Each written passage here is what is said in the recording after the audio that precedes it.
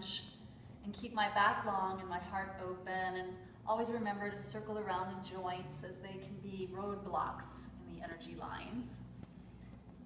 And going side to side, my hands in butterfly position, and just feeling, I'm palpating. Oops, I'm not going that light. It's a little hard when I'm... It feels great. Okay. Coming all the way up into the groins, just beside the pubic bone. Yeah.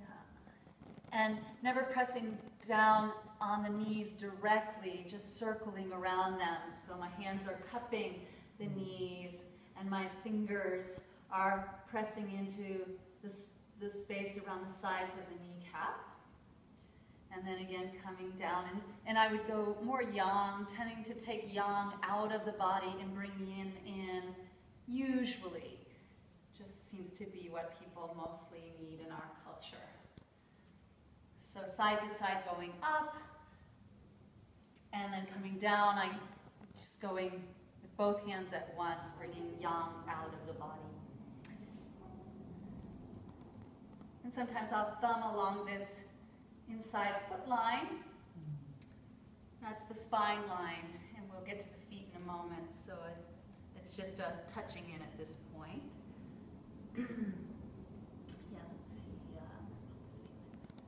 And then I usually give a little brush down the legs. You can make 3, 4, 5, 6 passes depending on what their needs are. Okay, traction the right leg. I usually start in the right leg, which corresponds to the Ida line, or the left brain. I'm sorry, yes, or the left brain.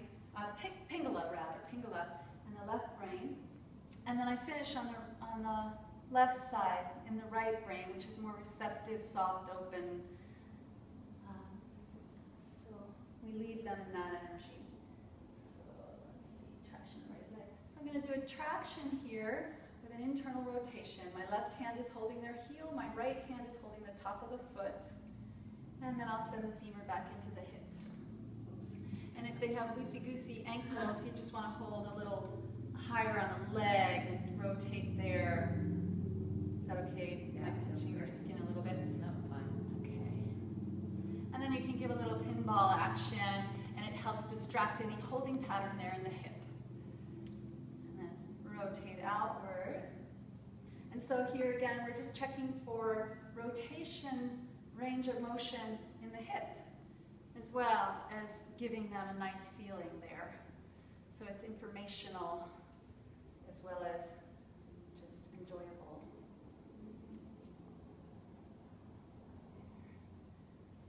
And it's just sort of saying hello, hello to the leg and the foot and the ankle and the hip. I'm going to fist press the sole of her foot. I'm making a fist, a soft fist, not a hard fist, a soft fist. And I'm just holding my elbow in close to the body and leaning in.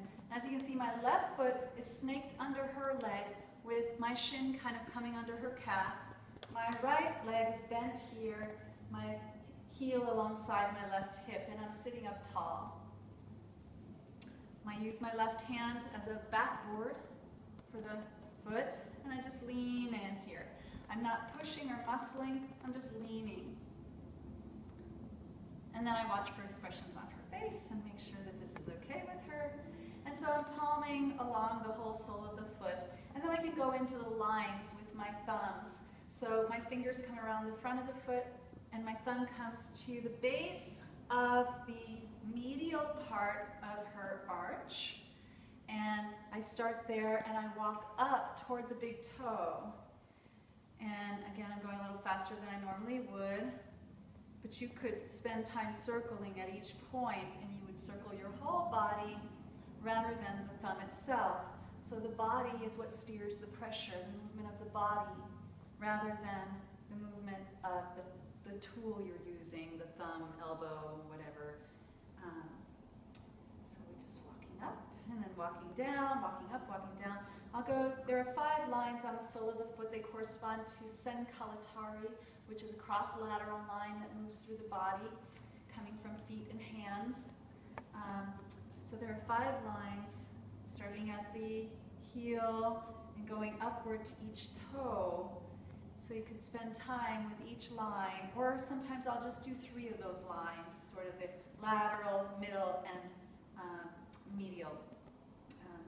So yeah, and again, it's just, you can circle your body.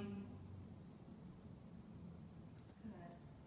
And then giving some squeeze and pull to the toes. Sometimes they crack, sometimes they don't. Don't try to make them crack, just more of a pull and release. When you're done with that foot, release your legs out from under, release your heel to the ground, and just start to finger circle along her ankle here. And just kind of pulling and finger circling along the malleola, this bone here. And then there's a point here at the base of the foot, the top of the ankle. It's a big Wingate opener, allowing energy to flow out and down. So you just can flex her foot as you press the thumb into that point. And then circle, thumb circle with your thumbs together around the top of her